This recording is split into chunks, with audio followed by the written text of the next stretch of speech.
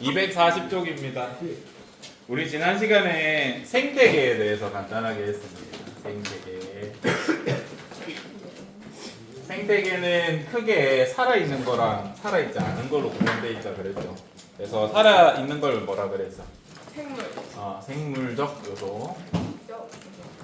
그 색깔은 신경 쓰지 마세요. 지 맘대로 조절돼가지고. 그 다음에 살아있지 않은 거. 비생물적. 비생물적 요소라고 합니다.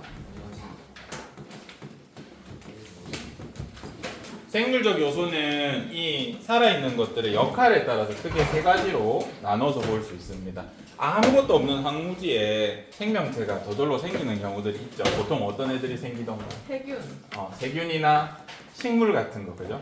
그래서 세균 일부, 식물 일부들이 에너지를 빛만 이용해서, 무기물만 이용해서 이렇게 생산하는 애들이 있습니다. 그리고 이런 애들이 생기고 나면 이제 그 다음에 이런 애들을 이용해서 먹고 사는 소비자, 남이 만든 에너지원이나 이런 걸 먹고 사는 소비자가 등장하게 되고요. 소비자 역할을 하는 애가 있고요. 서로 상호작용한다. 마찬가지로 이제 소비자가 먹고 다 못 먹는 부분들이 있어. 식물 이파리는 잘 먹는데 뿌리 같은 거 잘 안 먹죠. 또 사자가 코끼리를 사냥했다고 생각하면 코끼리 피부가 이만해. 두꺼워. 가죽이 너무 두꺼워서 씹으면 이가 부러져요. 그래서 잘 안 먹고 버리거든요. 그런 것들 나중에 다 처리해주는 애들이 이제 분해자가 될 겁니다. 뼈라든지. 그래서 얘네끼리 상호작용하고 있어. 그래서 생물, 살아있는 것들은 역할에 따라서 이렇게 분류할 수 있습니다. 살아있지 않은 우리가 환경이라고 표현하는 애는 우리 책에서 5가지로 기억하래요. 빛, 또 뭐 있게? 온도, 맞아. 물, 공기, 토양. 여러분 반에 제가 다른 순서로 얘기했을 수도 있는데 책에는 요 순서로 얘기해서 이렇게 적었습니다. 그래서 비생물적 요소는 이거 말고도 많은데 우리 책은 크게 5가지로 봐라라고 설명하기 때문에 5개만 적었습니다. 그러면 한번 생각해보자. 빛이 생물한테 영향을 많이 줄까? 생물이 빛한테 영향을 많이 줄까? 빛이 생물한테 영향을 많이 줘. 그래서 환경이 보통은 생물한테 영향을 많이 준다고 생각했고 우리도 그것만 처음에 연구했습니다. 그래서 얘를 비생물이 생물한테 작용한다 라는 표현을 썼습니다. 어서오세요. 작용한다 라는 표현으로 썼고 반대, 근데 우리가 연구를 하다 보니까 반대 경우도 있었죠. 반대 경우 생물이 환경에 영향 줄 수도 있어. 어떤 예시가 있죠? 반작용이라고 합니다. 제가 이거 설명했었나요 혹시? 지렁이 같은 걸로 설명했을 수도 있고 아니면 지구온난화 같은 걸로 설명했을 수도 있어요. 지렁이 한번 생각해보자. 지렁이 토양이 이렇게 있으면 토양이 원래 단단하고 뿌리 내리기가 어려운데 지렁이가 이렇게 살랑살랑 돌아다니면서 구멍을 내. 그러면 토양이 좀 물러지겠죠. 밀도가 떨어지겠죠. 그러면 식물 뿌리가 잘 파고들 수 있다던가 또 이 지렁이가 죽으면서 식물에 이제 이 토양에 양분을 공급하기도 하거든요. 그래서 얘는 지렁이가 땅에 영향을 주고요. 땅이 지렁이한테 영향을 준 거야. 지렁이가 땅에 영향을 줬죠. 그래서 분명히 생명체도 환경에 영향을 준다라는 걸 우리가 알 수 있습니다. 근데 이 용어가 중요한 게 아니라 뭐가 어디에 영향을 줬는지 예시를 줬을 때 여러분이 이게 작용이다, 반작용이다 라는 걸 판단할 수 있으면 된다고 설명했던 것 같습니다. 이제 생산자, 소비자, 분해자에 대해서는 중학교 때도 배웁니다. 근데 문제가 뭐냐면 여러분이 중학교 때 이 파트 배울 쯤이 지금 이 시기야. 지금 중3들 기말고사 치고 있거나 쳤거든요. 여러분 기말고사 치고 나면 어떻게 돼? 수업을 듣니? 이제 여중은 조금 듣는다더라. 근데 저기 우리 공학이랑 저기 남중 친구들은 거의 막 책상 던지고 놀고 난리가 난다더라. 선생님이 수업을 해도 안 들어. 그때쯤 이거 배워. 그래서 기억이 없을 수도 있습니다. 너희가 논 게 아니라 아니네 너희가 쳐놀았네. 놀지 마세요. 피봅니다. 그래서 그때 되면 이제 성적 반영도 다 끝나고 있기 때문에 노는 거 충분히 이해하는데 그게 이제 고등학교 때 스노우볼이 이렇게 대굴대굴 굴러서 힘들어집니다. 생산자 보시면 생산자는 우리 동물, 식물, 세균, 곰팡이 이런 것 중에 주로 어떤 애가 생산자일까? 식물. 아무것도 없는 땅에서도 식물은 자랄 수 있어요. 뭐만 있으면. 빛이랑 물이랑 이산화탄소, 그죠? 그러면 광합성 할 수 있잖아요, 그죠? 소비자는 주로 동물이 여기 들어갈 거고 분해자는 세균 곰팡이 같은 게 들어갈 겁니다. 얘는 다른 동물의 사체라든지 먹고 남은 찌꺼기 같은 걸 다시 자연 상태로 돌려준다 정도로 우리가 중학교 때 얘기하는데, 이제 예시를 들었을 때 얘네가 어디 들어가는지를 판단할 수 있어야 됩니다. 독수리 예시로 들어볼게. 독수리의 독자가 원래 대머리라는 뜻이야. 그래서 독수리는 다 대머리야. 근데 우리가 구분 안 하고 쓰거든요. 구분 안 하고 우리 수리라고 하는, 독수리는 얘들아 시체 파밍해. 시체 이렇게 남이 사냥 같은 거 하고, 아까 사자가 코끼리 먹었을 때 가죽 같은 거 남는다 그랬죠. 내장 같은 거 남는 거 이제 주워 먹는 애들이 얘네야. 수리는 대머리가 아니야. 그 연세대 상징이 수리 이글입니다. 걔네는 사냥을 해. 좀 다른데, 저는 독수리 얘기하는 겁니다. 독수리 얘기. 미안하다, 생물쌤이라서 예민해 이거. 독수리, 시체 파먹는 애들. 얘네는 남이 남긴 시체나 뼈에 있는 그런 걸 먹어. 내장 같은 거. 또 하이에나도 마찬가지로 사바나에서 사자나 이런 애들이 먹고 남은 걸 처리하는 시체 처리반이라고 부르거든요. 얘네는 생산자, 소비자, 분해자 중에 어디 들어가? 분해자? 소비자? 그래서 이런 거 판단하기 어렵고요. 또 우리 식물 대부분이 생산자라 그랬는데, 요런 애들 어때? 파리 지옥 알아요? 날아다니는 파리 잡아먹는 애들. 얘네도 광합성은 한다? 끈끈이 주걱. 끈끈이 주걱이라고 해서 이렇게 생기는데, 지나가던 벌레 같은 거 툭 붙으면 이렇게 녹여서 먹어. 이런 애들 생산자, 소비자, 분해자 중에 어디 들어갈까? 소비자, 생산자, 분해자. 좀 어렵죠? 그래서 여러분이 중학교 때 배운 거 가지고는 좀 판단하기 어려워. 혹시 끈끈이를 주고 본 적 있나? 우리 학교 주변에 많은데 본 적 없어요? 우리 지금은 좀 적긴 한데 기숙사 쪽이나 보면 보도블록이 많아. 지금 시즌은 없을 것 같고 봄에 많습니다. 내년에 한번 보세요. 얼마만 하면 끈끈이 주고, 이것보다 좀 작은데 작아. 잘 안 보여 얘들아. 우리 학교 주변에 있는 애는 있긴 있다. 보자. 요거를 그러면 좀 고등학교 수준에서 다루려면 여러분이 요 단어를 알아야 돼. 유기물이랑 무기물. 유기물, 무기물은요, 화학 선생님이 여러분이 2학년 되면 알려주실 겁니다. 근데 우리가 1학년인데 그렇게 배울 수는 없잖아. 그래서 유기물, 무기물을 쉽게 1학년 수준에서, 생명과학 수준에서만 얘기하면, 유기물은 생명체가 만든 것 정도로 생각하시면 됩니다. 생명체로부터 만들어지는 거.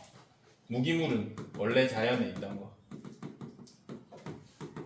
생명체 없을 때부터 있던 거 생각하면 거의 다 무기물입니다. 정확한 정의는 아닙니다. 무슨 탄소화물 중에 뭐로 이루어져 있고 뭐 생명체랑 관련이 있어야 되는데 그렇게까지 할 필요는 없고요. 그럼 예시를 들어볼 테니까 한번 맞춰봐봐. 얘가 무기물인지 유기물인지.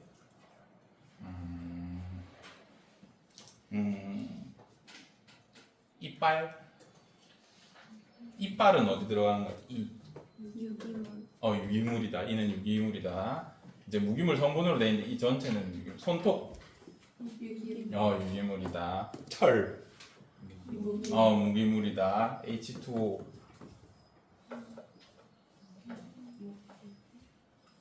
생명체 있기 전부터 있었어, 없었어? 있었다. CO2. 무기물이야, 유기물이야? 무기물이다. 원래 있었다. O2. 무기물이다. 포도당. 얘는 유기물이죠. 식물이 광합성할 때 만들죠. 똥. 응가. 유기물. 할 수 있죠? 그러면 이제 유기물, 무기물을 알고 나서 생산자의 주된 역할을 보자. 생산자는 아무것도 영양분이 없는 땅에서 영양분을 만들어낼 수 있어. 를 다른 말로 표현하면 광합성을 한다는 의미고, 광합성은 뭐랑 뭘로 해? 물이랑 이산화탄소 이용해서 뭐 만들어요? 포도당 만들잖아. 그죠? 할 수 있죠. 그래서 생산자의 주된 역할은 무기물을 유기물로 바꾸는 게 생산자의 주된 역할이야. 그래서 이렇게 기억하시면 조금 편할 겁니다. 다시, 소비자는 다른 생명체가 만든 유기물을 자기 몸의 일부로 만드는 이런 게 주된 역할이야. 분해자는 주된 역할이 유기물을 무기물로 이렇게 바꾸는 역할을 합니다. 그러면 좀 전에 예시 하나 다시 보자. 독수리 소비자야 분해자야? 소비자라고 할 수 있어. 왜냐하면 다른 생물의 가죽, 뼈 같은 게 시체긴 한데 다른 생명체가 만든 유기물이잖아. 그죠? 걔네가 먹고 에너지로 만들어서 사용하기 때문에 독수리 하이에나는 소비자에 들어갑니다. 할 수 있겠죠? 그래서 이렇게 역할을 한다라고 생각해 주시면 되고, 세균이랑 곰팡이 좋아합니까, 여러분? 막 보면 만지고 싶고 막 먹어보고 싶고 그래? 그러지 않죠. 근데 우리가 이론상 세균이랑 곰팡이 거의 없앨 수는 있어. 무균 상태 만들 수 있습니다. 왜 안 만들까? 세균 곰팡이 싹 없어지면 어떻게 될까? 음식물 안 썩지. 좋지. 또 지체도 안 썩지. 그치? 근데 지구는 망하지. 한번 보자. 왜 그런지. 얘네가 없어졌다 생각해보자. 그러면 우리 지구상에 있는 물이랑 이산화탄소 기타 등등을 전부 다 식물들 유기물로 계속 만들고 있습니다. 그걸 동물이 먹고 서로 먹고 먹히는데 뭐가 안 돼? 유기물이 다시 무기물로 돌아갈 수가 없죠. 그래서 만약에 분해자를 싹 죽여버리면 점점 무기물의 양이 줄겠죠. 그러다가 무기물이 다 끊기면 생산자 다 죽습니다. 그러면 소비자 다 죽고 지구 망해. 그래서 얘네도 분명히 역할이 있다. 아시겠죠? 그래서 분해자도 없어지면 안 됩니다. 세균 곰팡이 반드시 필요한 친구들입니다. 그래서 이렇게 물질의 순환이 이렇게 일어나려면 반드시 분해자도 필요하다. 알겠죠? 여기까지가 생산자, 소비자, 분해자입니다. 교과서 잠깐 볼까? 240쪽 위쪽 한번 보세요. 우리가 지금 이거 계속 왜 하고 있냐면 우리 생태계 하고 싶은데 생태계가 뭔지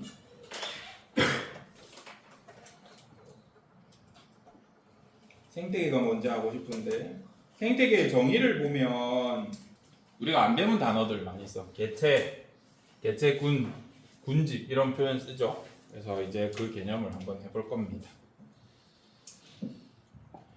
아까 생물적 요소의 생산자, 소비자, 분해자라고 돼 있는 건 얘는 역할이야.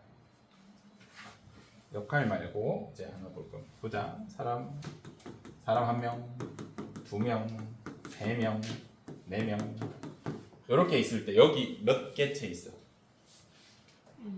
4개체 있다라고 하면 돼. 개체는 생명체를 세는 단위야. 근데 우리는 60조개의 세포로 돼 있다. 근데 세균은 세포가 1개야. 자, 그러면 얘는 몇 개체야? 얘는 60조개의 세포로 돼 있고 얘는 1개의 세포로 돼 있어. 그래도 얘는 1개체다. 알겠죠? 하나의 생명체를 이루는 단위를 우리가 개체라고 하기 때문에 얘도 개체로 쳐줘. 세균 7개 있으면 7마리 있으면 7개체다 해주시면 됩니다. 자, 넘어가서 자, 그러면 여기에는 사람이라는 똑같은 종이 4개체 있죠. 그죠? 사람이 이렇게 모여 있는 걸 우리가 개체군 모여 있다라고 해서 사람 개체군이다 이렇게 부를 수 있어. 할 수 있죠. 사람 개체군. 해보자. 그럼 이제 개체군이 뭐냐면 개체군은 같은 종의 어떤 새는 동일종이라고 표현할 수도 있습니다. 동일종의 개체가 모인 것, 집단을 이룬 것 이렇게 표현할 수 있습니다. 개체군의 정의는 우리 책에 있으니까 줄 잘 그어 두시고 제가 적은 것도 필요하시면 적으십시오. 요거를 알고 이제 설명해 볼게. 여기 A, B, K 뭐지? 있지 노래 같은데? K. 어쨌든 이런 개체 있다 치자. 여기 몇 개체 있어? 셀 수 있어. A라는 놈 제가 5개, B라는 놈 5개, K라는 놈 5개 해놨어. 그럼 몇 개체야? 15개체. 여기엔 몇 개의 개체군이 있어? 같은 종끼리 묶어야 된다 그랬죠? A끼리, B끼리, K끼리. 그래서 얘는 개체군 A 또는 A 개체군이라고 불러주시면 됩니다. 얘는 개체군 B라고 부르면 되겠죠? 이런 식으로 부를 수 있어요. 근데 제가 그룹핑을 다르게 해볼게요. 만약에 제가 이렇게 묶었어요. 파란색으로. 얘는 하나의 개체군이다 라고 하면 맞아 틀려. 얘는 개체군이다 라고 하면 틀려. 왜 틀려? 같은 종이 아니라서. 만약에 얘 네모 쳐놓고 개체군 수 세라 하면 여기 몇 개체군이라 해야 돼? 2개체군이라고 해야 된다. 할 수 있겠나? 같은 종끼리 안 묶었기 때문에 하나의 개체군이라 안 한다. 잘못 한 겁니다. 할 수 있죠. 그러면 이런 개체군과 개체군들이 모여서 서로 상호작용하겠죠. 뭐 생산자 역할을 할 수도 있고 소비자 역할을 할 수도 있고 분해자 역할을 할 수도 있습니다. 얘네가 모여서 상호작용하는 걸 맞습니다. 군집이라고 합니다. 그래서 여러 생명체들이 서로 어울려서 지내는 거, 개체군들이 모여서 지내는 걸 군집이라고 하고 여기에 비생물적 요소인 환경이 더해지면 이게 뭐게? 생태계라고 합니다. 이런 생물 개체군들 여러 개체군을 모은 다음에 빛, 온도, 물, 공기, 토양 등등 비생물 요소를 다 합치면 그때부터 생태계다라고 할 수 있습니다. 이것을 한번 보자. 여기 이해가 되셨다면 확인을 한번 해보겠습니다. 여기 한번 봐주시고 여기서요. 제가 네모 치는 거 여기서 식물 빼고 보세요. 식물 빼고 요 네모에서 개체 몇 개체요? 세볼까? 하나, 둘, 셋, 넷, 다섯, 여섯, 일곱, 여덟, 아홉, 열, 11개체다. 그죠? 하나 빠뜨렸어? 식물 빼고 그럼 여기에 개체군은 몇 개 있어? 저 세 똑같은 세라고 치자. 4개? 식물 빼고 4개야. 여우 개체군, 노루 개체군 3개. 어디 4개야? 왜 4개지? 큰 사람 작은 사람 따로 봤어요. 아, 큰 새랑 작은 새랑 같은 새로 봐주세요. 죄송합니다. 똑같은 뒷공문이라고 봐주세요. 그래서 요 그림에서 3개체군이다 이렇게 봐주시면 되겠죠. 이 새가 같다고 칠 때 다르게 보셨을 수도 있습니다. 그리고 이런 3개의 개체군이 모여서 뭘 이루고 있어? 군집 이루고 있고 여기에 자연환경이 더해지면 이 전체가 생태계다. 그 그림이 요 그림입니다. 할 수 있죠? 여기까지는 제가 안 가르쳐도 혼자 공부할 수 있단 말이죠. 이제 여기부터가 문제야. 1분간 휴식합시다.